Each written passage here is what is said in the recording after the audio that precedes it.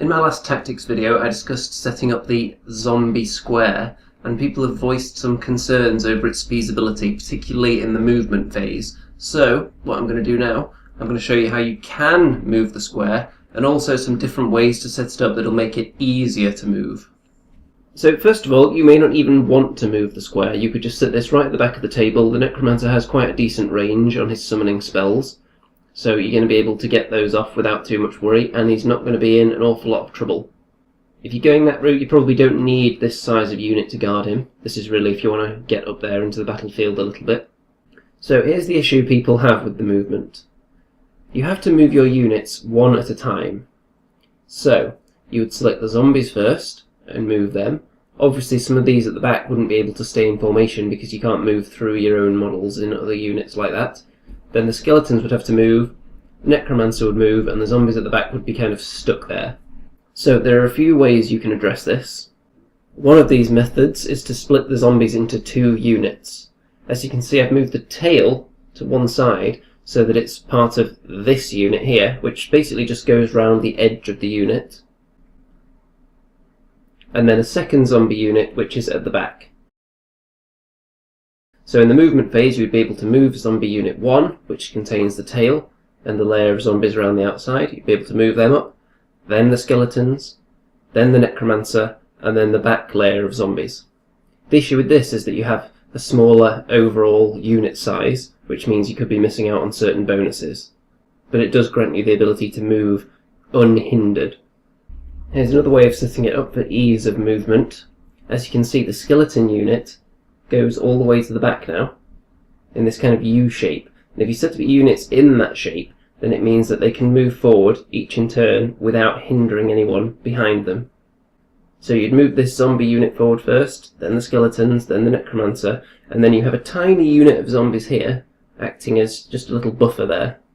This still allows you to keep a really big unit of zombies as the bulk of the force, and just having the tiny unit there means that the big unit is going to get some kind of bonus. Obviously, if you're attacked from behind, you're mildly more vulnerable in this setup, and you're slightly less potent in attack because the skeletons aren't quite as wide, so you're not going to have as many of them with the ability to attack, unless you just go with a lot of skeletons and have multiple rows of them within the zombie U shape.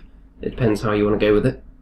Here's a slightly different layout with the same idea. You'll notice that the skeleton unit, they are close enough together, but they're also in just columns here, so that when the zombies are moving initially they won't be blocked by the skeletons, and then the skeletons won't be blocked by the zombies. Then the Necromancer at the back with just this little loose unit of zombies just shielding his rear. So really it gives you more freedom if each unit isn't completely surrounded by another unit, because they are going to hinder the ones at the back from moving.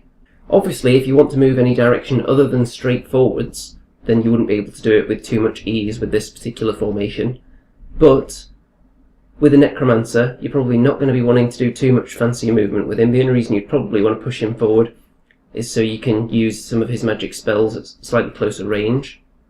So really, moving forward in the middle of the table is not going to be too much of a stretch if you set it up more like this. There are other things you can do as well. You can set it up much more loose than this, so the models can always walk around each other with relative ease. You don't need to be moving particularly fast because you're probably not going to be in a huge rush to plough this unit into combat. And one thing to consider, you can actually run when you have a multi-unit block like this, because all running does is add 1d6 to your movement characteristic. You don't have to move that far. So really, you can declare a run with the zombies. Whatever you roll, you can just decide that you're only going to move them 5 inches and just add 1 to their movement characteristic. And then you can do the same with the skeletons, because you're going to roll at least a 1, and the Necromancer, and the zombies behind. And even if you roll 2 or 3 with the first unit and move them that distance, worst case scenario, you're going to have a very small gap between units, which you can easily close up in the next turn. So you do have a little bit of freedom to do run actions if you really want to. Obviously if you want any kind of manoeuvrability at all, mixed units like this where they're all intermingling with each other is not going to work very well.